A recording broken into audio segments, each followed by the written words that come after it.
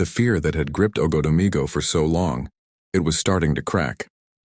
The whispers in the dark, the fleeting shadows at the edge of your sight, the cold dread that settled in your bones. We were tired. We were tired of being afraid. That night something shifted. A spark of defiance caught fire in the heart of our village. It wasn't a mob driven by panic. No, this was different. This was a gathering of souls bound by a shared home, a shared history, and a shared terror. We came together under the pale moonlight not as victims but as warriors. Farmers clutching their machetes not for harvest but for battle. Mothers holding tight to their children, their eyes filled not just with fear but with a fierce protective resolve. We would not let this evil spirit, this shadow that haunted our land, consume us. We would fight. Leading us, as he always had, was Papa Jide.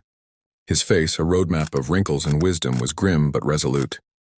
His voice, though weathered by age, boomed with an authority that calmed our trembling hearts. He told us the time for hiding was over. The time for action was now. The shadow fed on our fear, so we would show it our courage. He declared that we would face the entity at its source, at the place where it first revealed its malevolent presence, the old, forgotten well at the edge of the village. The walk to the well was the longest journey of my life. Every rustle of a leaf, every snap of a twig sounded like the creature itself stalking us from the darkness. The air grew colder, heavier, pressing down on us. When we arrived, the silence was absolute, a dead, waiting silence. Papa Jide looked at the sky. "It is almost time," he whispered. "Midnight." As the last sliver of the moon hid behind a cloud, plunging us into near-total darkness, it began. A low hum vibrated from the depths of the well, a sound that resonated in your teeth and your bones. Then a wisp of something darker than the night began to rise. It coiled and twisted, a formless shadow that seemed to drink the very air around it. A wave of pure terror washed over the crowd, and I could hear whimpers and stifled cries. But then another sound cut through the fear. It was a prayer. A single voice at first, then another, and another, until the air was filled with the powerful, unified chorus of the villagers. Our words, our faith, became a shield against the encroaching darkness.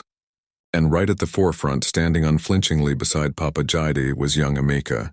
My heart swelled with a strange mix of fear and pride watching him. He wasn't a warrior, just a boy, but in his hand he held a single blazing torch. He held it high, a beacon of defiance in the face of absolute night. His knuckles were white, his body trembled, but he did not back down. He stood his ground, his youthful face illuminated by the flame, his eyes locked on the swirling shadow. He was courage personified. The prayers grew louder. The torchlight pushed back against the oppressive gloom, and in that moment, standing between the wisdom of the old and the bravery of the young, I felt a flicker of something I hadn't felt in a long, long time. Hope. We were ready. The battle for the soul of Ogodomigo had truly begun.